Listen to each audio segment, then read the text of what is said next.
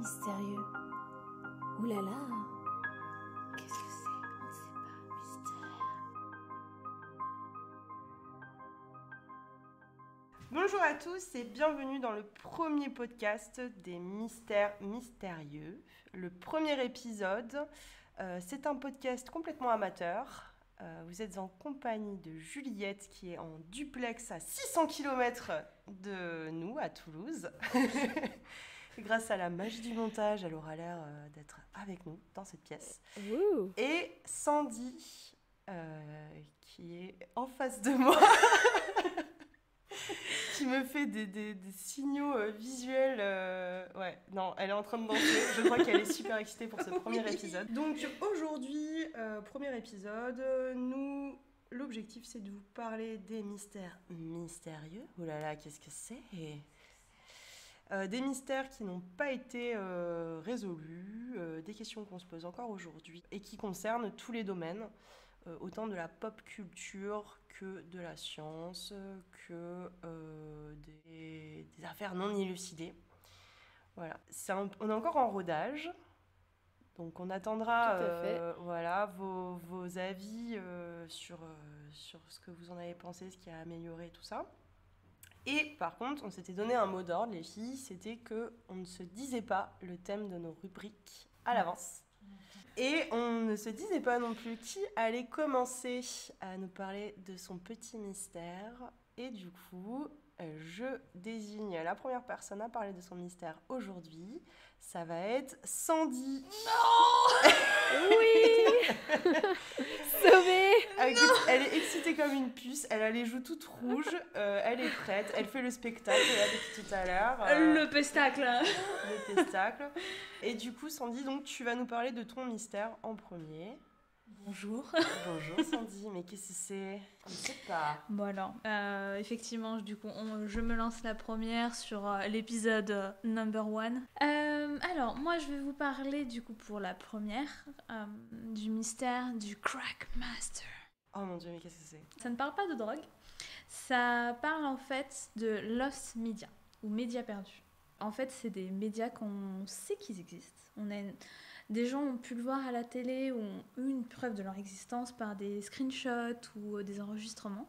Sauf que ces enregistrements en question n'existent plus et sont introuvables. Ah ouais, d'accord.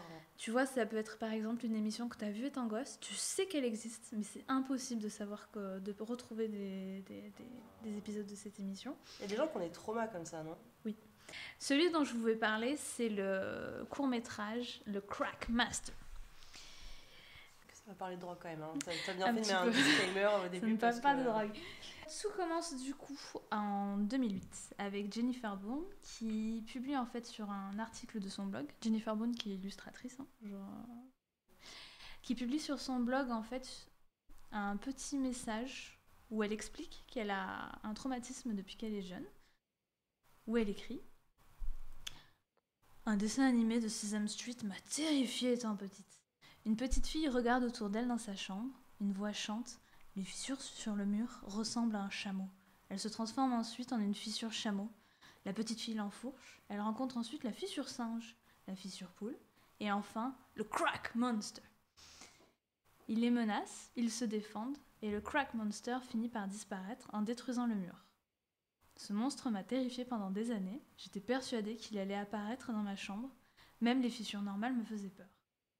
J'ai pu rencontrer des gens qui le cherchaient aussi, mais personne ne l'a jamais trouvé. » Ok. Mais quoi, elle l'a vu à la télévision. Elle avait vu à la télé étant petite, et c'est quelque chose qui l'a traumatisée. Et c'est un dessin animé ? Un dessin animé. En fait C'est quoi, okay. Sesame Street, c'est ça ? Sur Sesame Street. C'est le truc avec Elmo, là, Oui. Le cookie... Il y a le Cookie Monster. Et tu as Elmo, la grenouille verte, que tu vois souvent venir sur Internet. Okay. Ça parle à toutes les deux, du coup, la Sesame Street ? Pas du tout. Moi, je connais pas du tout, mais... C'est une émission de télé, en fait, vieille de 30-40 ans, qui utilisait des petites marionnettes et c'était destiné aux enfants. C'était à but pédagogique pour expliquer des problèmes de société ou pour divertir les enfants. Ça a été créé aux États-Unis et ça a été décliné partout dans le monde. Okay. Donc voilà.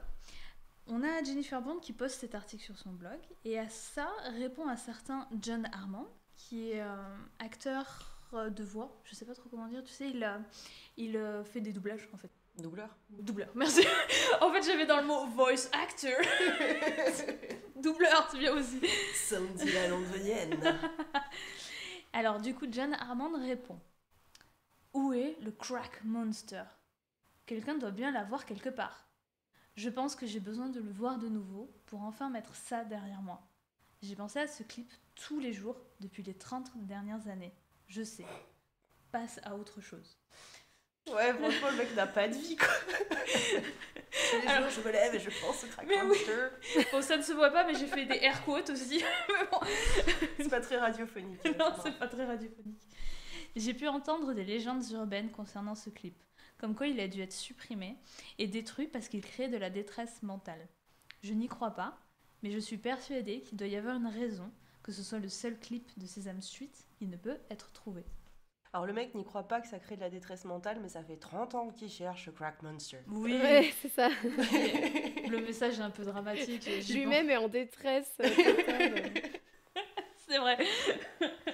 Bon, il y a un peu, comment dire, un petit goût du dramatique quand même. Hein. Ok. J'y pense depuis 30 ans, enfin bref. Mais ça, il a répondu à la nana de base.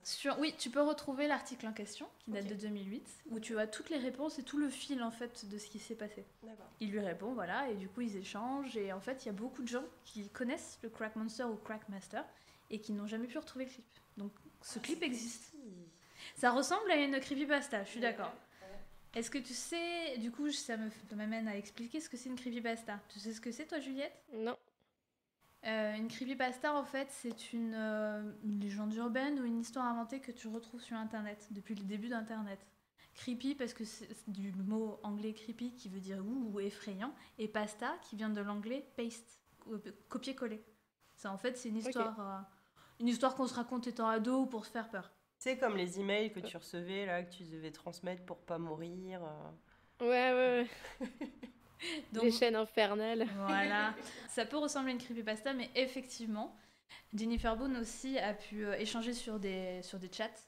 Et elle a la preuve, d'autres personnes l'ont vu, elle n'est pas la seule à l'avoir inventé. Donc, on se disperse. Nous dispersons.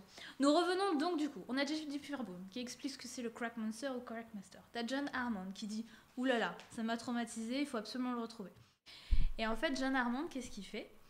Il va s'adresser déjà aux archives de Sesame Street. Et Sesame Street lui dit « Effectivement, il existe, Mais non. mais on peut pas le diffuser. » Ah ouais ? Genre ça existe pour de vrai, c'est pas juste une grosse blague. Non, il existe pour de ok. vrai, mais on ne peut pas vous le diffuser. Sans se dire pourquoi. Et intervient un événement mystérieux. Ouh là là. Cet événement mystérieux, c'est que John Harmon, un jour, à son travail, reçoit un fax anonyme. Non, attends, on est en quelle année là ? Le mec reçoit des fax en 2008 ? On parle du coup de l'article du blog qui date de 2008. Et je n'ai pas la date exacte à laquelle il reçoit son fax. Il reçoit son travail un fax anonyme sur lequel est écrit « Nous avons la copie ». Ça fait peur. T'as l'impression que c'est le monstre lui-même qui l'a envoyé. Nous t'avons retrouvé. Voilà, le fax en fait, il dit juste ça. Nous avons la copie et il est aussi accompagné de conditions. C'est-à-dire qu'ils enverront la copie du court-métrage uniquement s'ils ne diffusent pas, qu'ils le gardent pour lui. Ça commence à ressembler vraiment au mail qu'on recevait. Mais hein. Genre, Ouais, vraiment. Il a interdiction de le diffuser, interdiction de le publier en ligne, interdiction de l'envoyer à des amis. Il doit le garder pour lui. Sinon, les parents... Donc le mec doit vivre avec son trauma tout seul. C'est ça. Et sans prouver qu'il a en fait, vraiment. Donc il signe, il dit ok, parce qu'il veut vraiment voir ce court-métrage. Et il est sans nouvelles pendant 6 mois. 6 mois plus tard, il reçoit un colis chez lui, un dimanche où la poste n'est pas censée marcher, sans expéditeur, ce qui laisse à penser que quelqu'un est venu le déposer directement dans sa boîte aux lettres. Un enregistrement du Crack Monster. Ah, mystérieux. Excellent. Et sur ce colis, il y a marqué « Nous pensons que ceci complète votre recherche. Ok, Et donc du coup, il a après, regardé. il l'a regardé et puis plus de cauchemar, quoi. Il a regardé, c'est effectivement l'enregistrement qui l'a traumatisé, sauf qu'il ne peut pas le prouver. Il a par contre cependant invité Jennifer Brown à venir chez lui pour lui montrer, pour qu'elle confirme qu'il existe. Mais après, qu'est-ce qui l'empêche de le diffuser? Genre, les mecs, ils vont faire quoi? Il a signé un contrat qui dit qu'il ne le fera pas. Ah, il a signé un contrat par fax. Il a signé un contrat. Mais après, signer un contrat avec qui, avec quoi je pensais plus. Avec le diable. Avec quel diable? Rien n'empêche de le diffuser quand même, mais le côté mystérieux, le côté fax anonyme, le fax qui est intraçable d'ailleurs, il ne pouvait pas savoir qui l'avait envoyé. Mais comment elle a répondu? À moins qu'il y a... Je connais pas bien les fax, hein, c'est pas trop ma génération, mais moi qui a un bouton genre renvoyer à l'envoyeur comme ça. C'est vrai qu'en faisant Bah ma recherche, ouais. j'ai pas pensé comment il a signé son contrat quand la personne sait que... Avec son sang. Son sang. C'est ça. Tu sais, les Est-ce gouttes. qu'il a pas aussi lui-même fait toute une légende aussi à travers cette histoire et... Je vais tu y vois. venir, je vais y venir. Ah. Ouais, d'accord. Donc voilà, on en est où? On en est qu'il a cet enregistrement. Cet enregistrement est à noter que c'est la copie d'un enregistrement cassette où il y a avant en fait la fin d'un autre sketch. Donc c'est vraiment une enregistrement cassette des plus classiques. C'est un détail important pour la suite. Tu notes Juliette à 600 km de chez nous. Note, c'est important. J'ai marqué en gros. Alors du coup, John Hammond respecte les conditions, ne le diffuse pas. Et Jennifer Brown, via l'article de son blog, confirme qu'effectivement c'est le vrai court-métrage. C'est que John Hammond ne fabule pas, ne raconte pas de fadaises, comme disent... Oui, parce qu'elle a pas signé de contrat, donc à la limite, elle fait ce qu'elle veut. C'est vrai. Mais je pense qu'elle voulait pas l'embêter. On parle quand même d'un court-métrage d'animation. Tu vois, il n'y a pas des intérêts économiques. Je pense qu'elle a pas voulu pousser. Tu vois, elle l'a- Justement, en fait, du coup, ils auraient pu le publier, tu vois. C'est pas non plus C'est vrai, c'est vrai. quelque chose de, je sais pas, Non, c'est vrai, ils auraient pu le de publier. dangereux, de... Je pense qu'il y a un côté... Ouais, le côté qui est une source anonyme, tu sais pas trop ce que c'est, pourquoi ça a été caché pendant toutes ces années.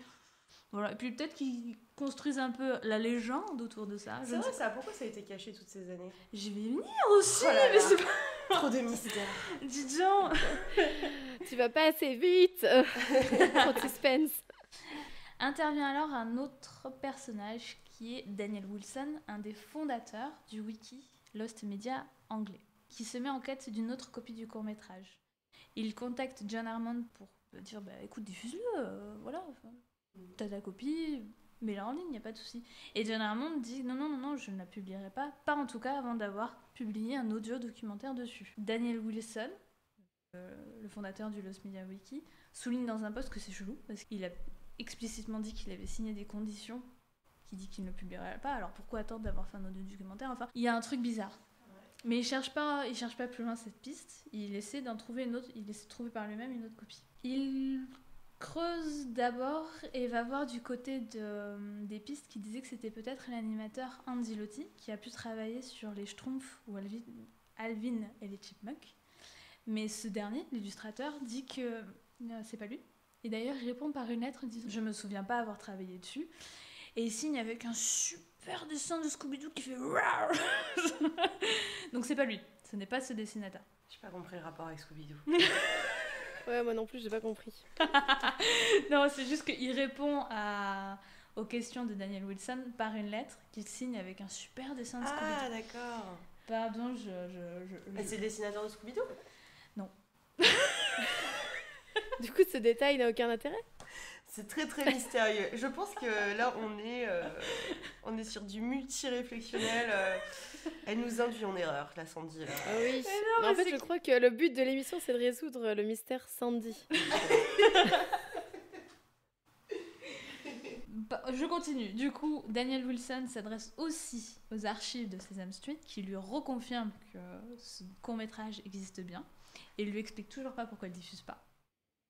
Et voilà, ça s'arrête là, jusqu'à ce que Daniel Wilson reçoive, lui, par contre, un email anonyme Ah, ils avaient évolué dans la technologie. oui, tu vois l'évolution de la technologie au fur et à mesure. Incroyable. Avec, en pièces attachées, le court-métrage. Mais sans condition, sans rien cette fois-ci. Et par contre, ce n'est pas le même. Parce que le court-métrage de John Hammond à un petit bout d'un autre sketch avant, alors que celui-ci, tu as un encadré de production dessus. Et c'est une version numérisée de meilleure qualité. Donc ce n'est pas les mêmes sources. Voilà, ce n'est pas le même enregistrement. Et John Hammond reconfirme derrière que ce n'est pas le même que lui. Mais genre, le contenu du court-métrage n'est pas le même non plus? C'est le même court-métrage, mais pas la même qualité. Ah d'accord. Très bien. Et bon, du coup, Daniel Wilson n'a signé aucune condition, donc il le publie en ligne. Ah, donc on peut le voir aujourd'hui? On peut le voir aujourd'hui. Alors, l'histoire ne s'arrête pas là. Bah oui. Sinon, c'est plus trop mystère. Sinon, c'est plus trop mystérieux. Enfin, il y a toujours cette histoire des deux sources anonymes. Je spoil un peu, mais à l'heure actuelle, on ne sait toujours pas qui c'est. Qui a envoyé le colis anonyme. Ouh. Pour beaucoup, en fait, l'histoire s'arrête là. Parce que le court-métrage est publié. Et tous ceux qui voulaient le revoir, toutes les personnes qui avaient été traumatisées étant petits, ont pu le revoir. Mais intervient ici Kurt Andersen, qui est un animateur qui est à la tête du podcast Studio 360. Il intervient avec des invités un peu connus pour discuter des éléments marquants de la pop culture. Et pour lui, en fait, il reste encore pas mal de mystères. Genre, qui l'a produit? Pourquoi les archives de Sesame Street ne veulent pas le publier? Qui sont les personnes qui ont envoyé les messages anonymes? Alors, en discutant avec des responsables de Sesame Street, il a réussi à savoir que c'est le studio P-Imagination qui a produit le court-métrage, sauf qu'il n'y a aucune entreprise qui correspond à ce nom. Alors attends, comment il a retrouvé que c'était P-Imagination? Il a pu discuter avec un des responsables de Sesame Street. Donc le mec lui a balancé un nom comme ça? Son podcast Studio 360 est assez connu. Donc il a pu discuter avec un responsable de Sesame Street et ce responsable a pu investiguer un peu à Sesame Street et a pu lui ressortir le nom de... D'accord, il lui a ressorti un nom genre oralement, il lui a pas sorti un contrat ou un truc? Non, il lui a juste dit, écoutez, j'ai une source comme quoi ce serait P-Imagination qui aurait produit ce court-métrage. Et cette société n'existe pas? N'existe pas. Par contre, Kurt Andersen, en essayant plusieurs versions de P-Imagination, trouve une entreprise qui s'appelle Studio Imagination Inc., qui a pu produire certains courts-métrages pour Sesame Street. Donc ça pourrait correspondre. Okay. La société a pu évoluer dans son nom au cours des années, par exemple. Okay. Via cette information, il arrive à retrouver Dorothy Moskowitz via Facebook. C'est-à-dire qu'il a cherché... Trop de mystère, mais en fait, le mec a fait une friend request sur Facebook. Okay. Parce que son nom apparaissait dans la production du court-métrage, enfin... Il arrive à la retrouver et il s'avère que c'est elle qui a fait la voix du court-métrage. Parce qu'en fait, sur tout le long du court-métrage... Il y a la jeune fille qui voyait les fissures. Voilà, il y a la voix de la jeune fille qui chante, qui décrit ce qui se passe, et c'est elle. Alors, quand il arrive, du coup, en échangeant avec elle sur Facebook, il arrive à avoir échangé au téléphone avec elle, et elle savait pas du tout qu'il y avait une recherche obscure de ce court-métrage depuis 30 ans. Est-ce qu'elle se souvenait de l'avoir fait? En cherchant dans ses souvenirs, oui. On dirait que la meuf, elle avait une pancine, tu sais, comme dans Harry Potter. Et alors, c'est chelou, quoi. Ouais.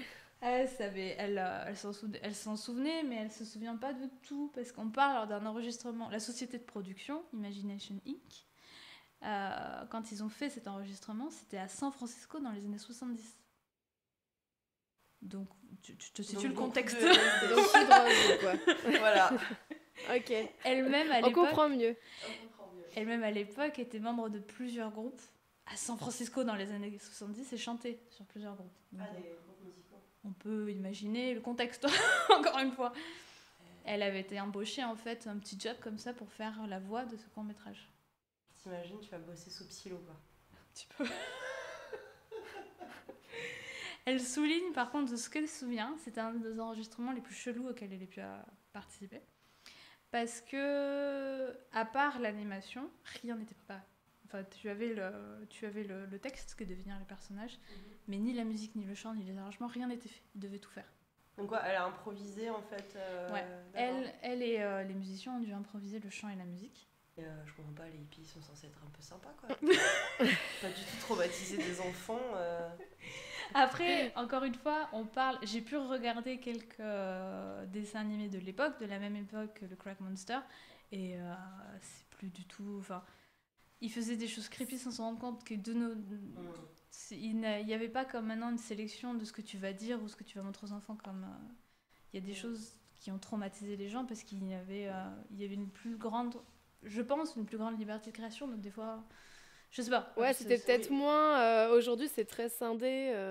T'as vraiment le programme enfant, enfin, tu vois, ou même des chaînes enfants et des chaînes adultes, ou voilà.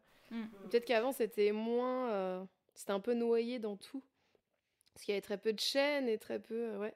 On parle des États-Unis, on parle des années 70 où c'était le début des programmes jeunesse aussi. Donc je pense qu'ils savaient pas exactement ce que tu pouvais ou pas montrer aux enfants. Qu'est-ce qu'ils diffusaient en France dans les années 70 ? Bonne question. Est-ce qu'ils rediffusaient pas les animés asiatiques Ah, c'était plus tard, dans les années 80. Je sais pas du tout. Le Magicien d'Oz ? Je sais pas.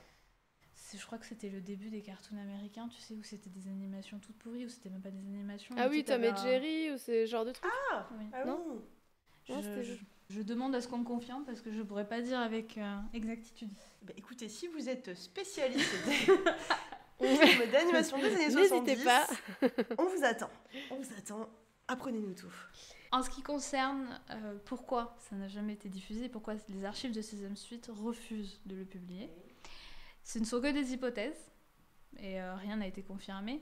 Mais en fait, du coup, ce court-métrage a été diffusé avant l'intensification de la guerre contre la drogue et notamment contre le crack. Donc en fait, un court-métrage qui s'appelle Crack Monster ou Crack Master, tu peux comprendre que pour une chaîne de programmes pour enfants, ça peut être un peu compliqué de diffuser ce genre de choses. Bah, non. Enfin, du coup, si ça fait peur... Pour moi, c'est plutôt l'inverse. Ouais, c'est voilà. ça. C'est le monstre du crack. Donc c'est justement, c'est associé à une idée de méchanceté, de mauvais, ça va faire du mal. Le monstre du crack, encore une fois, dans le court-métrage, ça n'a rien à voir avec la drogue, hein, les gars. Oui, en plus. Donc, du coup, il n'y a pas de débat, quoi.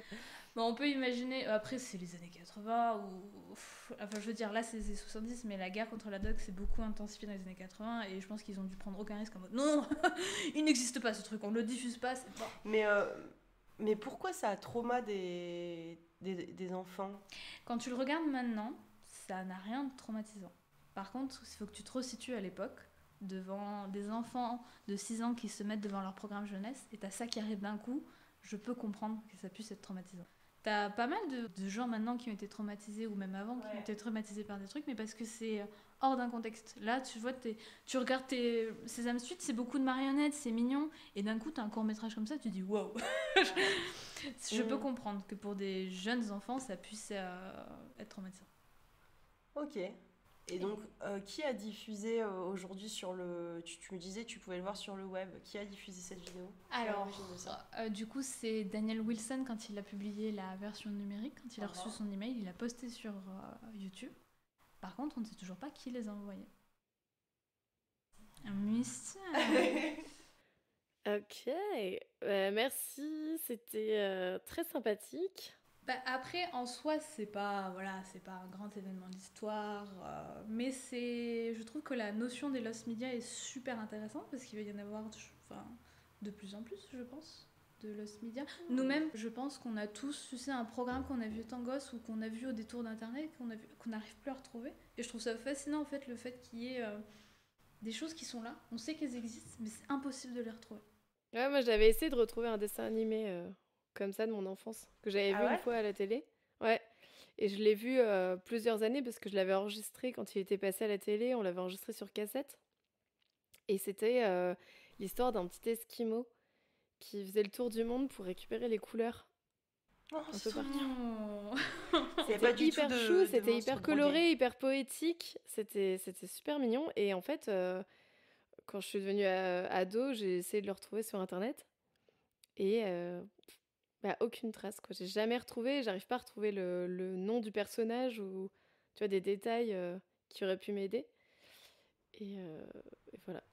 Tu as plus la cassette aujourd'hui ? Non, j'ai plus. Non, on avait réenregistré un truc par-dessus sans faire exprès. Et du coup, si quelqu'un connaît ce dessin animé ou l'a vu quand il était gosse. Aidez-moi. Un autre Lost Media, dis donc. Une bouteille à la mer. Mais oui. Donc un Esquimau qui va à la recherche des couleurs, c'est ça ? Ouais, c'était ça l'idée, ouais. Très bien. Et ben, si vous avez entendu parler d'un Esquimau qui part à la recherche des couleurs, un Inuit, du coup. Ouais. Un Inuit, pardon. Écrivez-nous. Ou si vous êtes membre du Lost Media, parce qu'il y a en fait un wiki FR français des médias perdus. Donc si vous en êtes membre, ou si Mais c'est vrai que je vous pourrais avez y faire un tour. Voilà, une bouteille à la mer. Eh ben, merci beaucoup Sandra pour cette histoire mystérieuse. Et maintenant, on va passer sur une autre rubrique. Sandy, dis-nous tout. Qui passe prochaine sur l'explication de sa rubrique? Je dirais Juliette. Ouh, Juliette, donc notre reporter en duplex. Sandra disait notre reporter canadienne. On dirait que t'es à l'autre bout de la planète. Ouais, c'est vrai, c'est un peu ça. J'aimerais bien.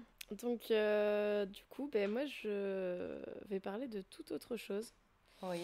Parce que je vais vous parler des personnes qui se nourriraient de l'énergie ambiante, en fait. Voilà. Ah, Tu veux, énorme. Non, mais c'est Donc, ça s'appelle le respirianisme ou le pranisme. Ça dépend voilà, des courants, on va dire, et des pratiques. Et ça s'appelle aussi l'inédit. Alors le mot d'inédit, ça se retrouve plutôt au niveau de l'aspect religieux, en fait, de la pratique. Parce que c'est quand j'ai commencé à regarder le sujet, je pensais que c'était un mouvement moderne, une espèce de truc un peu étrange. genre un revival New Age. Voilà, c'est ça. Alors qu'en fait, ça existe depuis plus longtemps. En fait, ça fait plusieurs siècles que dans l'hindouisme, principalement, et le catholicisme, il y a des personnages saints, en fait, qui auraient vécu, par exemple, dans la religion catholique, de l'Eucharistie pendant des années, en fait, qui se nourrissaient de rien. Je savais pas que c'était si vieux que ça. C'est le problème, c'est que c'est toujours un peu nébuleux, forcément. Les médecins font des études, mais ils veulent pas être interrogés. Et il n'y a pas... Voilà, c'est pas des études en bonne et due forme, mais bien réglementées à chaque fois. Ce que j'avais noté, c'est pas à confondre avec le jeûne, où le jeûne, c'est vraiment sur une courte période, en fait. Là, tu veux dire que c'est des gens sur plusieurs années, ils prétendent, ils disent ne pas se nourrir, enfin se nourrir de pas d'aliments comme le commun des mortels, quoi. C'est ça, c'est vraiment un jeûne très très très long, quoi. C'est des mois, des années. Du coup, ils se nourrissent de rien, quoi. Même pas d'eau. Mais du coup, ils disent qu'ils se nourrissent de quoi? Comment ça se passe pour eux? Donc tu as, par exemple, ce que je vous parlais tout à l'heure, de certains mystiques catholiques qui se nourrissaient uniquement de l'Eucharistie. Par exemple, il y a, en exemple, j'avais pris Padre Pio, qui est un prêtre italien, qui est très connu pour être le premier prêtre, en fait, qui a eu des stigmates. Il y a eu l'apparition de stigmates chez lui. Et donc, en fait, apparemment, voilà, il a vécu uniquement de l'Eucharistie pendant des années, quoi. Alors, moi, j'ai pas fait de catéchisme. Pour ça. Ça veut dire quoi, se nourrir de l'Eucharistie? C'est, en fait, c'est la nourriture sainte. C'est ce qu'on te donne à la fin d'une messe. Okay. Ah, c'est genre la petite chips, c'est censé représenter, la chair du Christ. Ok. Voilà, ça représente ça et c'est une sorte de, comme une petite langue, en fait. Un petit pringeux. Mais oui. Enfin, j'imagine ça. On m'a toujours dit que ça avait pas de goût et tout, donc c'est vraiment, j'imagine, c'est le. Mais c'est quoi d'ailleurs? Le papier qui se mange. Ah oui. Je sais. Oui, je crois que c'est vraiment une petite chips en fait. Donc des gens qui pendant des années n'ont vécu que de ça. Voilà, sans boire, soi-disant, sans voilà. Ah, ils ont picolé le sang du Christ. Du coup, c'est pareil pour des yogis aussi. Il y a plein de yogis qui disent de vivre en fait de juste l'énergie ambiante. Et chez les yogis, du coup, ils appellent ça le prana. Donc c'est l'énergie spirituelle, mystique, t'appelles ça comme tu veux. Ok, c'est ouf. Et ils s'en nourrissent. Ils se servent de ça pour nourrir leurs cellules en fait. Ça serait un autre type d'énergie. Il y a aussi Ira Ratan-Manek qui a développé la pratique du sun gazing. Et là, du coup, c'est une pratique qui veut utiliser l'énergie du soleil pour se nourrir. Comme les arbres, quoi. Et donc là, en fait, les personnes se mettent face au soleil. Alors en plus, dans sa pratique, elle, c'était C'est t'ouvres les yeux et tu fixes le soleil, donc c'est vraiment... c'est là, il y a des personnes qui sont devenues aveugles suite à cette pratique. Ah, quand même. Okay. Ah oui. Et en fait, voilà, ça serait là, se nourrir du soleil pour vivre, quoi. Les êtres de lumière. Donc voilà, sachant qu'il n'y a pas eu de témoignages avérés, hein, vraiment, de ça. Donc c'est toujours un peu mystérieux. Ah ouais. Qu'est-ce que j'avais noté? Comment devient-on inédien, si ça vous intéresse? Eh bien sûr. Écoute, on est un peu rush en cette fin de mois là. Bon, il pleut à Toulouse. Voilà, donc c'est un processus de 21 jours de jeûne en fait, où petit à petit on diminue la nourriture et l'eau aussi. Voilà, on allège progressivement la nourriture. Donc on devient, donc ça c'est sur des sites internet hein, de Respirien que j'ai trouvé ça, on devient ainsi on passe de cannibale, donc des personnes qui sont omnivores en fait, cannibale, on devient végétarien, puis végétalien, crudivore, fruitivore, liquidien, on se nourrit plus que de liquide, et enfin inédien. On se nourrit de lumière, d'accord. Mais ça, Juliette, il y a des témoignages actuels de gens qui vivent comme ça? Eh ben, oui. C'est ouf. Des personnes qui, soi-disant, se nourrissent de prana. Oui, en fait, il y en a beaucoup. Il y en a beaucoup? À travers le monde. Hein. Il y a l'Australienne Helen Grieve, qui était assez connue. Et elle était même passée à la télévision australienne pour répandre, en fait, son idée de respirianisme. Et elle avait été mise au défi, du coup, par la télévision, où l'équipe de télévision l'avait suivie en fait pendant plusieurs jours pour observer sa vie au quotidien, sans boire et sans manger. Et en fait, au bout de 4 jours déjà, le médecin qui la supervisait avait dit qu'elle était en déshydratation. Et donc l'émission s'était arrêtée mytho. parce que ça pouvait mettre en danger sa vie en fait, et elle pouvait crever donc. Mais c'est fou ces gens qui vont jusqu'à se laisser mourir. Se laisser mourir pour prouver un point, quoi. C'est un point qui. C'est ça. Est-ce qu'il y a. Alors elle, en plus, elle influence beaucoup de monde et il y a beaucoup de gens qui sont morts de personnes qui étaient sous sa responsabilité, entre guillemets, des adeptes en fait qui sont morts suite à ce qu'elle demandait. Et elle avait comme réponse s'ils m'avaient bien suivi, en fait, ils ne seraient pas morts. C'est vraiment truc typique de gourou d'une secte. Il y a également Michael Werner. Lui, c'est un Allemand, c'est un docteur en chimie qui, pareil, a écrit un livre qui s'appelle Se nourrir de lumière et où il prétend, pareil, vivre depuis 20 ans sans manger de prana.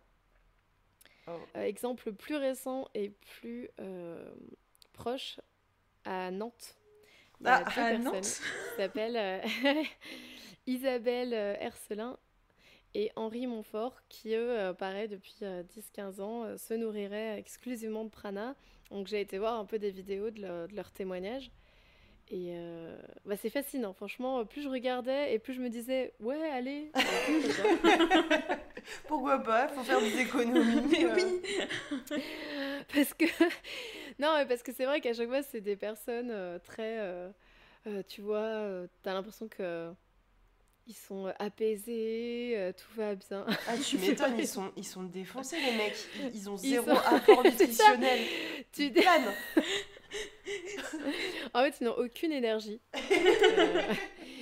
Et qui vivent totalement heureux et épanouis avec cette pratique. Donc, forcément, ça te donne un peu envie. Bien quoi. sûr, bien sûr.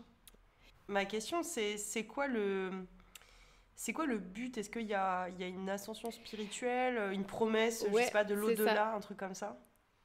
C'est ça, en fait. C'est vraiment le fait de se dire, je contrôle mon aspect terrien, en fait. Mon aspect, mon rapport au corps, etc. pour pouvoir m'élever spirituellement et me rapprocher de Dieu et me rapprocher d'une certaine... transcendance ou voilà. Mais c'est des gens et qui me dire travaillent moi pas je suis au-dessus des autres êtres humains qui mangent et qui sont obligés de se nourrir pour vivre Un truc un peu comme ça, quoi. Enfin, est-ce il dénigre les gens qui mangent, du coup? Ça dépend. Ça dépend à travers les témoignages. Ça dépend, c'est un peu plus souvent le discours. En gros, ils ne connaissent pas encore la vérité, quoi. Ah ouais. C'est presque plus en pitié que... Il faut qu'ils se lèvent vers nous. Voilà, c'est ça, c'est un peu... s'ils me suivent, ils c'est connaîtront la hyper vérité. mystérieux, Voilà, il ça. n'y a jamais de... C'est ça. C'est hyper mystérieux parce que Et, ça se trouve, c'est leur réalité pour de vrai, quoi. Enfin, il n'y a pas d'études qui prouvent que c'est possible, d'autres qui prouvent que c'est pas vraiment possible. Bah, c'est pour ça que forcément t'émets toujours un doute parce que au-delà du fait que voilà, ça peut sembler totalement ridicule au premier abord, bah, il n'y a pas vraiment de véritable recherche en fait Ouais. par rapport à ça. Et de voir si quelqu'un qui jeûne pendant 15 jours et qui se met au soleil en méditant, est-ce que réellement ça a un effet sur ton corps? Qu'est-ce que ça peut produire? Il n'y a pas d'études claires là-dessus et du coup ça peut... j'ai fait le rapprochement avec par exemple le chamanisme en Mongolie. Mhm. Pendant très très longtemps on voyait ça comme juste des personnes qui rentraient en transe et qui étaient complètement perchées C'est vrai. et c'était un truc juste culturel et depuis 10-15 ans il y a des études en fait en neurosciences qui sont faites parce que en fait on a vraiment vu que les chamans quand ils rentraient Ils étaient dans un autre. dans cet état leur cerveau il rentrait dans un autre type de fonctionnement Ouais. et que ça permettait à l'être humain d'aller chercher et de puiser d'autres ressources qu'on ne connaît pas encore en fait. Il y a une nana qui est partie assez sceptique. Ouais, c'est Corinne Sombrin en fait Oui, qui a tout à ramené fait. Tout à fait, ouais. ça. Tu te J'ai souviens lu ses bouquins et c'est hyper intéressant. Elle est hyper... Enfin, je la trouve hyper chouette, cette nana. Ah. Ça peut être un sujet de chronique. Oui, oui. Et moi, Non, elle est... j'ai juste c'est une top. question. Du coup, le type d'alimentation diffère des gens, mais est-ce qu'ils boivent de l'eau ou vraiment ils utilisent uniquement d'énergie solaire? Non, ils boivent même pas d'eau. Ils boivent même pas d'eau? Ce qui est normalement impossible parce qu'en fait, tu peux... j'avais regardé au maximum, si tu bois de l'eau et que tu étais bien portant et en bonne santé au départ du jeûne, tu peux survivre même au-delà de 60 jours. Même il y a des cas exceptionnels au-delà de 85 jours qui sont restés en vie, sans nourriture. Sans nourriture. Solide. Ok. Voilà. Donc ils puisaient seulement dans leur propre graisse et leur propre réserve. Mais après, sans eau, c'est impossible. En fait, finalement, la Voilà. la seule preuve la plus scientifique qu'on ait, c'est cette fameuse émission de télé où elle a fait son enregistrement, quoi. Et encore, la meuf, ça fonctionnait pas. Ouais, au bout de quelques jours, elle était HS. Bah, voilà, il n'y a pas de preuve à proprement parler, il n'y a rien de très, très scientifique. Et après, forcément, il y a des personnages, des yogis, tout ça, où apparemment, ce serait véridique. Mais c'est compliqué de trouver des sources, en fait, voilà. Ok, et ben merci beaucoup pour ce mystère. Si les auditeurs ont des suppositions sur le pourquoi du comment, s'ils ont peut-être eux-mêmes rencontré des yogis, des gens comme ça qui vivent de ça, n'hésitez pas à nous dire ce que vous pensez de cette pratique. Comment rappelle-moi, parce qu'il y avait plusieurs noms de cette pratique. C'est ça. En fait, l'inédit, c'est le mot religieux, en fait. Qui est utilisé pour, notamment dans la religion catholique, pour déterminer cette pratique. Et après, sinon, c'est le respirianisme. Ok, respirianisme. Tu vis de la respiration. Ou sinon, le pranisme, tu vis du prana. Il y a peut-être même des gens qui nous écoutent qui vivent comme ça. Hein. Peut-être. Comme ça. Moi, je suis au taquet. J'ai envie de savoir comment ils font. Parce que si je pouvais alléger mon budget pommes de terre et pâtes à la fin du mois... Loli, l'élévation spirituelle, elle y est pas. Hein. Non, moi, je suis sur l'élévation rationnelle. Monétaire. Monétaire, business. Merci beaucoup, Juliette, pour cette chronique. Et je pense que c'est à mon tour maintenant de vous parler de mon sujet. Je suis très très contente de vous parler de ce sujet parce que c'est un mystère mystérieux qui me passionne depuis une dizaine d'années. Lorsque j'en ai eu écho la première fois, j'étais comme une petite dingue. Je me suis dit, mais c'est incroyable ce truc, ça me fascine. Et je vais vous raconter, vous allez vite comprendre de quoi il s'agit, un mystère autour d'une émission à haute fréquence. Voilà. Donc, un soir de janvier 1983, un banquier rotterdamois, donc en Hollande, se pose dans son garage. En fait, ce mec, dans son garage, il a une installation radio amateur et son kiff dans la vie, c'est de capter les radios amateurs. Donc, on est dans les années 80, il y a des radios pirates. Voilà, chacun fait ses petits tests, tout ça. Je sais pas si quand vous étiez gosse, moi je me souviens que mon daron, il avait... La Civi. La Civi, voilà, pour écouter les camionneurs. Bon, c'est un petit peu ça, mais au level up, voilà. Ce mec s'appelle Harry Boender. Et en fait, ce soir-là, il capte un mystérieux signal, un genre de bip, bip, bip constant. Il n'avait pas du tout prévu de capter ça. Bon. Et il continue à écouter. Voilà. Il faut savoir qu'à cette époque-là, donc évidemment pas vraiment d'Internet, donc il y avait une grosse communauté de fans de radio amateurs. Et ils utilisaient des courriers, des newsletters, des journaux de presse spécialisés pour parler de leurs découvertes. Et du coup, cette radio-là, bip, bip, bip, il en parle et il s'avère qu'il y a d'autres gens qui ont entendu ce truc, mais sans avoir cherché à l'entendre, quoi. Voilà, on ne sait pas ce que c'est, ils ne savent pas. Au fur et à mesure des échanges entre fans de radio amateurs, cette mystérieuse radio est surnommée le buzzer. Elle émet un bourdonnement de environ entre 1 seconde 25 et 1 seconde 50, et après une pause de 2 secondes. Donc en fait, ça fait bip, bip, bip, voilà. Cette radio, c'est UVB 76. T'as vu, je fais hyper bien la radio. J'adore. J'étais à deux doigts de te demander, est-ce que tu peux refaire le bip timide? Je suis encore un peu timide du bip. Donc c'est UVB 76 et le buzzer. Des années plus tard, donc là on était dans les années 80, et en fait en 2010, un autre passionné de radio amateur qui s'appelle Andrus Aaslade, je le prononce sûrement très mal, je suis désolée, fan de ce buzzer aussi, on ne sait toujours pas ce que c'est, retransmet ce signal sur Internet. Donc le mec a monté un site Internet et en fait, même encore aujourd'hui, tu peux aller sur son site uvb76.net et écouter en live ce qui se passe sur UVB76. Et là, il y a des gens partout à travers le monde qui deviennent fans de ce signal. En fait, ils se disent, mais qu'est-ce que c'est ? On ne comprend pas, on ne sait pas depuis où ça émet, enfin, c'est mystère total. Donc évidemment, ça alimente un petit peu les théories les plus folles, on va y venir. Personne ne sait à quoi sert cette radio. Donc à partir de là, spoiler alert, même disclaimer, j'ai envie de dire, mes recherches ont été très compliquées.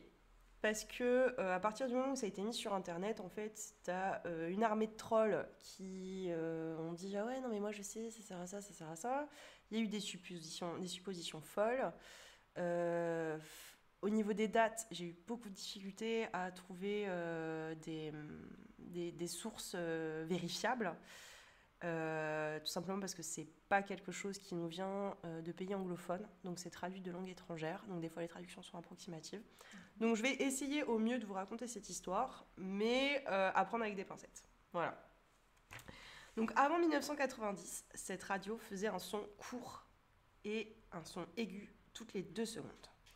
À partir de 2009, le signal, le buzzer, était continu la dernière minute de chaque heure.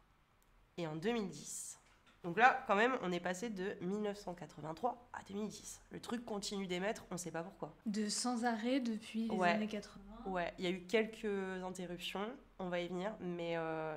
Ils ont réussi à trianguler la position, ça va. Alors justement, en 2010, le buzzer s'est subitement arrêté et il a redémarré le lendemain, comme ça, sans explication. À l'époque, justement, tu me parles de localisation, on n'était pas vraiment capable de dire où c'était. Il y a des passionnés, en fait, qui ont cherché d'où c'était émis, qui se sont rendus au nord-ouest de Moscou. Me demande pas comment ils ont réussi à trianguler, etc. J'ai creusé, mais je vais pas vous parler de ça, sinon on a pour des plombs. En plus, c'est un sujet qui me passionne, donc on va y passer 2 heures. Ne me lancez pas. Ne me lancez pas, s'il vous plaît. Et en fait, donc ils ont réussi à détecter que UVB 76, avant 2010 et son arrêt, émettait à environ 50 km de Moscou. Dans une ville, un district, en fait, c'est un système de région en Russie qui n'est pas comme nous en France, qui s'appelle Povolova. Et du coup, les mecs y ont été, et là, ils ont découvert une base militaire abandonnée, donc passionnant. 2-3 habitants sur place qui leur ont dit oui, alors apparemment, il y avait des militaires, ils sont partis du jour au lendemain, on ne sait pas ce qui s'est passé.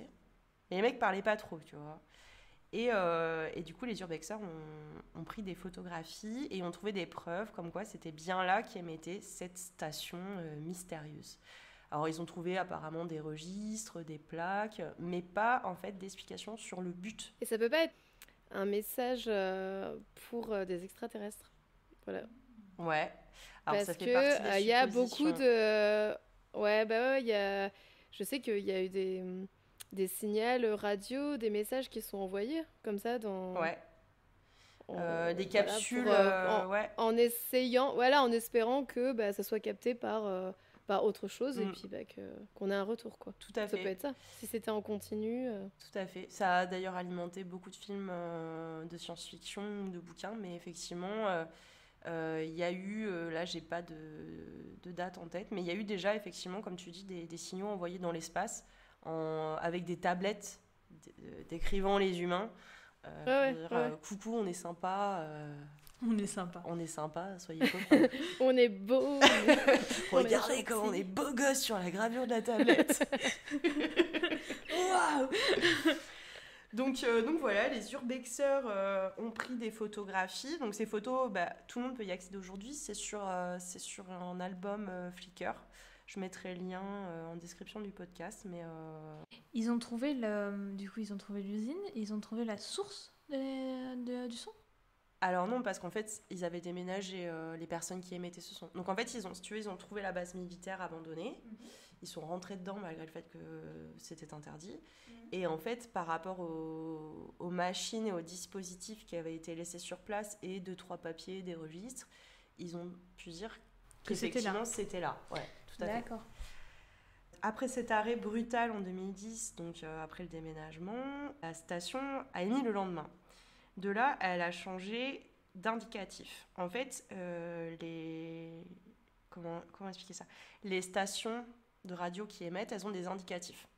Tu as des indicatifs, tu as un genre d'index mondial, selon dans quelle catégorie tu émets, il faut que tu aies un indicatif spécifique, selon dans quel pays. En fait, l'indicatif te permet de savoir le pays, la région et le type, je sais pas, l'aviation navale.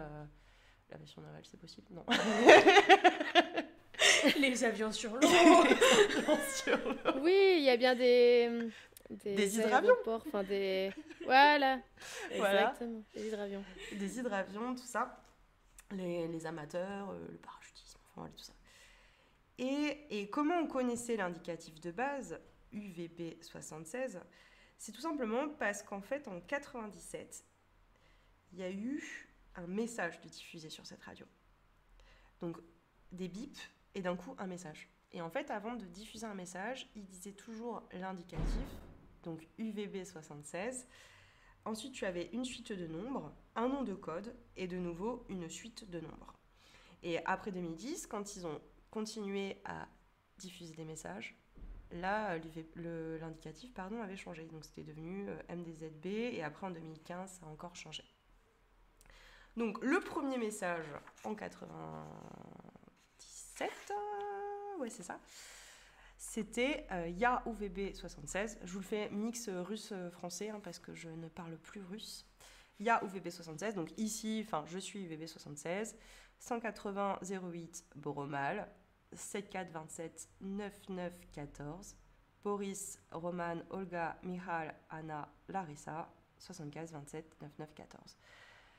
En fait, c'est un format de message qui est utilisé par les militaires.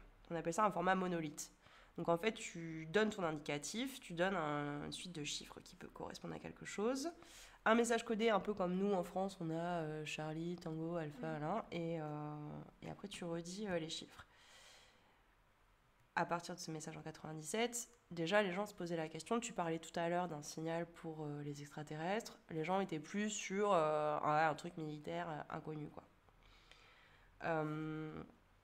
Jusqu'à 2010, les messages étaient assez rares et hyper cryptiques, donc tu avais des suites comme ce que je viens de vous raconter, mais on entendait aussi des conversations en fond, et c'est là où, en fait, où les passionnés ont pu se dire « Attends, en fait, c'est pas un truc automatique, c'est pas un buzz automatique, c'est un micro qui enregistre et qui diffuse en live. » Donc il y a eu des conversations en fond techniques, en russe.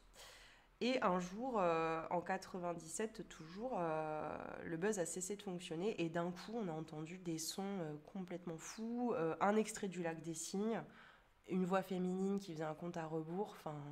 Et personne ne savait à l'époque ce que c'était. J'imagine la psychose à l'époque. T'entends un compte à rebours, tu te dis mais qu'est-ce qui se passe? Putain, le truc est russe, il y a les missiles à tout moment, ils arrivent. Non mais ouais, les gens vraiment ça. Et encore aujourd'hui en fait, parce qu'en fait aujourd'hui le gouvernement russe n'a pas expliqué ce que c'était. Ils reconnaissent l'existence ou pas de ça? Je sais pas, je pense qu'ils peuvent pas la nier parce qu'il y a eu cette preuve en urbex. Bon, après tu te poses toujours la question, est-ce que c'est des vraies photos ou pas? Quand la radio a déménagé, d'autres fans ont trouvé à peu près approximativement le nouvel emplacement. Je me souviens plus où c'est, mais ça reste en Russie. Mais encore aujourd'hui, on ne sait pas d'où émet ce truc, quoi. Elle continue à émettre? Elle continue à émettre aujourd'hui, tu peux l'écouter sur Internet. Et en fait, depuis 2010, les messages avec les chiffres et les noms se sont faits beaucoup plus réguliers. On ne sait pas pourquoi. Aujourd'hui, il y a encore des messages. Enfin, tu peux aller sur la page Wikipédia ou chercher des infos. Alors, comme ce que je disais tout à l'heure, c'est hyper dur parce que tu as des gros trolls sur YouTube qui vont te mettre des enregistrements qui n'ont pas de sens. Il y a des gens qui ont lâché l'affaire. En fait, depuis 2010, ils ont arrêté de répertorier les messages parce qu'en fait, ils ne savent pas pourquoi. Donc, ils ont lâché l'affaire. Mais voilà, encore aujourd'hui, tu peux entendre des messages. Et encore aujourd'hui, on ne sait pas à quoi ça sert. Donc il y a plusieurs théories qui ont été faites. La première théorie, c'est une théorie qui a été relayée par la BBC, qui serait en fait que l'émetteur se serait connecté à un système de lancement de missiles en cas d'attaque nucléaire de la Russie. Donc en fait, tant que tu entends le buzzer, ça veut dire que le pays continue à tourner normalement. Et le jour où tu l'entends plus, ça voudrait dire que c'est ce qu'on appelle un signal de dead end. En France, on appelle ça un signal de l'homme mort, je crois. En fait, si ça n'émet plus, ça veut dire qu'il y a eu une catastrophe. Et ça lancerait automatiquement des missiles pour zigouiller le reste du monde. Bon, ça reste une théorie. Absolument pas anxiogène. Sympa. Voilà. Ouais, c'est un peu comme un cœur qui bat et s'il bat plus, c'est qu'il y a un mort. souci. Ouais, tout à fait. Et après, c'est une théorie qui est discutée par les passionnés et les fans. Et en fait, le signal a déjà été interrompu. Comme ce que je vous ai dit, en 2010, il avait été interrompu. Et pour autant, il ne s'est rien passé. On est toujours là. Donc on ne sait pas. Mystère. Il y a une deuxième théorie un peu plus scientifique qui a été posée, qui serait, en fait, cette radio servirait à mesurer ce qu'on appelle la ionosphère. Alors la ionosphère, je ne vais pas me lancer dans des explications hyper scientifiques, mais en gros, c'est les couches de l'atmosphère qui sont entre 60 et 1000 km d'altitude. Donc en fait, c'est dans cette partie-là de l'atmosphère qu'on utilise les hautes fréquences de radio. Et en gros, c'est un signal qui permettrait de mesurer ça. Le problème qui se pose, c'est que jusqu'à le 3e déménagement de la radio en 2015, la fréquence utilisée par cette radio, c'était 4625 kHz, et qui est une fréquence qui est inadaptée pour les mesures de la ionosphère. Donc ça n'a pas... Alors, à moins que les Russes aient une technologie différente dont ils ne nous auraient pas parlé, ce qui est fort probable aussi, ça collerait pas non plus. Et il y a des traces d'une diffusion de la radio avant le fameux Rotterdamois Alors non. D'ailleurs, les articles à ce propos sont très évasifs. On date en fait les premières écoutes. En fait, on dit cette radio, elle émet presque sans interruption depuis environ 1976 et 1982. Ah ouais, c'est vachement large quand même. Ouais, voilà, on ne sait pas. Ok. On ne sait pas ce que c'est. Mystère. Et troisième théorie, puis après il y a d'autres théories possibles. Troisième théorie, ce serait le fait que ce soit ce qu'on appelle une station de nombre, une radio de nombre, je ne sais pas comment on dit en français, pour passer des messages codés aux espions à travers le monde et aux militaires. En fait, les stations de nombre, c'était quelque chose qui avait déjà été utilisé à Cuba. C'est vraiment une façon de fonctionner cryptique pour les espions qui est avérée, véridique. Et peut-être que c'est ça. Mais bon, si c'était le cas, le fait que tout le monde puisse se brancher dessus sur le net sans être striké ou quoi, c'est aussi étrange, quoi. Enfin, si vraiment c'était des messages à destination d'espions... Il y a un motif récurrent dans les messages où c'est aléatoire complètement? Alors, il y a un motif, si tu veux, il y a un pattern qui est toujours le même sur YA ou VB76, chiffres, lettres, chiffres. À part, deux, trois... Il y a un moment, il y a une nana qui criait aussi dans les enregistrements. Ça oui, je m'en souviens. Super creepy, ouais. Mais oui, ouais. oui. Mais jusqu'à présent, les amateurs n'ont pas craqué le code. Crack the code. Personne n'a fait un énigma, si tu veux, pour décoder UV76. Oui, Alan Turing quand on a besoin de lui. Voilà, donc c'est encore un mystère aujourd'hui, un mystère qui émet depuis du coup les années 80 minimum. C'est aussi quelque chose qui fait beaucoup parler dans la pop culture. Tu as des références parfois, je crois que c'est dans Fallout, je crois à un moment donné, qu'il y a une référence, tu as une station de radio. Alors je peux me tromper, je suis pas sûre que ce soit Fallout, mais voilà, c'est le buzzer. Et puis il y a aussi toute une imagerie en fait issue de la guerre froide. Genre, est-ce que ce serait une relique de la guerre froide qui continuerait à émettre? Alors, apparemment non, puisque ça continue à diffuser des messages live. Voilà, on ne sait pas. Ils ont une preuve que c'est des messages live ou c'est toujours... Alors, oui et non, dans le sens où, par rapport à la qualité de captation, ce serait fait depuis un micro. D'accord. Voilà. Parce qu'il y a des gens qui ont analysé, je sais pas, tu vois, les spectres, comme ça, des sons, tout ça. Mais même ça, c'est étrange que ce soit capté d'un micro, tu vois? Que ce soit pas un enregistrement directement diffusé. Mais non, parce que si tu as besoin de faire passer un message, tu vas le dire dans un micro, tu vois, tu vas pas l'enregistrer à l'avance et puis le diffuser. Oui, c'est vrai. Tu vois, c'est s'il y a un besoin dans le live du truc, je sais pas, il y a tellement de théories autour de ça. Qu'est-ce que c'est? On ne sait pas. On ne sait pas ce que c'est incroyable. Voilà, c'est... Et peut-être que ça a été utilisé à une époque pour tel besoin et qu'en fait ça a changé aussi entre-temps. Et ben tout à fait. Et que juste l'outil est toujours utilisé, mais pas forcément par les mêmes personnes ou par le même organisme. Exactement, parce que les diffusions de voix n'ont pas toujours été la même voix. Des fois c'est un mec, des fois c'est une nana. Peut-être qu'effectivement ça a été utilisé à des fins militaires et puis en fait aujourd'hui pour de vrai ça mesure la ionosphère parce qu'en 2015 donc ça a changé de fréquence. On ne sait pas, c'est mystère. Eh bien merci de nous avoir partagé ce mystère. Avec plaisir. Peut-être que je ferai un retour sur ce mystère dans 3 ans, on saura ce que c'est et en fait c'était juste un mec qui s'amusait. Un troll. Ouais, un troll depuis les années 70. C'est clair. 80. Un mec, un crack monster. Un mec sur son lit de mort, c'était moi, oui, bébé 70. Oh là là. Mais ouais, c'est un sujet passionnant. Il y a des sites internet. On peut écouter sur internet, tu peux écouter les messages. Tu peux. Ouais. J'adore. Ok. Eh bien, merci. Merci beaucoup. Eh bien, avec plaisir. Ces chroniques. C'était la dernière chronique de notre tout premier épisode, Les Mystères Mystérieux. N'hésitez pas à nous faire vos retours sur ce premier épisode. On a beaucoup à apprendre, je pense. Et surtout, nous balancer vos théories incroyables sur chacun de ces mystères. Et puis, je pense qu'on va essayer de faire ça assez régulièrement, toutes les 3. toujours en duplex avec Juliette. Notre correspondante québécoise. Et voilà, merci beaucoup à tous de nous avoir écoutés. Et puis, on se dit à très bientôt pour la prochaine. Bye.